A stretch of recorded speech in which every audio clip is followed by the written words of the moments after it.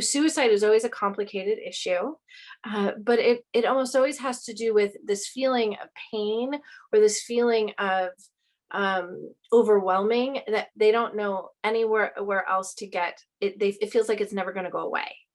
And so when we're looking at 8-year-olds, 10-year-olds, and even young teenagers, they don't have the concept of time healing or time creating change with our emotions. We know that, like, all of our feelings, sad, happy, whatever, they all transition and change over time.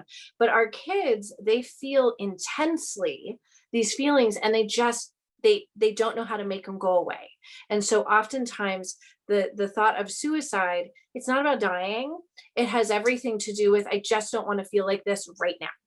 And they don't have a concept of understanding if that could change or is going to change maybe in just a few hours.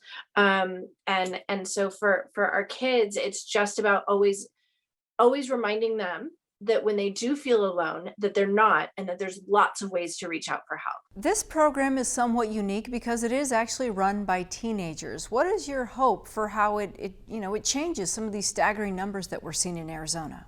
The idea that peers and teens are more likely to talk to other teens about problems that they have before they go to adults. Developmentally, it's what we know kids do. It's what all of us did when we were teenagers.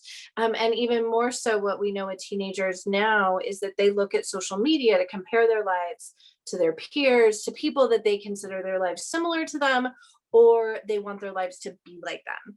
And so, Teen Lifeline, more important than ever, is we train teens to take calls from other teens across the state of Arizona about any kind of problems that they're having, and be able to talk to them without judgment, with true understanding, and to help them to build problem solving, to help empower them to make healthy decisions for themselves, and also help them to build those connections to adults in their life, knowing that that first step is usually talking to someone who understands from their point of view. The hotline is also supervised by master's level behavioral health clinicians, so there's always professionals in the background. This year, the support of state lawmakers to say we've got to get into schools and put some support on the back of IDs. Is that going to be a game changer moving forward? It is a game changer already in the districts that this has been going on in the last 5-6 years. So the ID initiative, the having our information on the back of IDs, was actually started by a high school principal, brought to his district after they had lost several students to suicide over a course of a few years, and felt it necessary that he wanted his students to know that they care about them when they're on campus. They also care about them when they're off campus, and that they wanted to know that they're always there when they're on campus. There's school counselors, there's social workers, the administrators, they're there to support them. But the times that they're not there, they want them to know that they're not alone. And so that immediately was a game changer for us. But what we realized right away was that it wasn't about more hotline calls coming into the crisis center.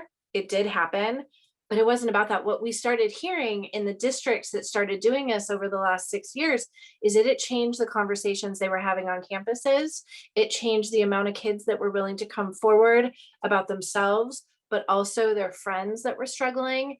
It gave parents the tools to say, this number is on the back of your ID. Let's talk about this. Is this something that you would ever use? Or let's talk about how you would use this. And we know that it has saved lives, not from the kids who called the hotline, but it saved lives also from the conversations it started having in the classrooms with teachers, with school counselors, and also with parents.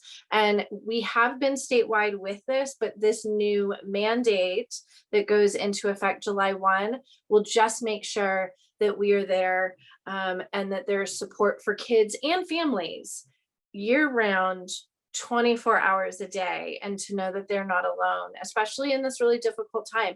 And so I think the biggest thing that this does, it actually shows families and kids that they are supported by their community and that people care about them when they need it most.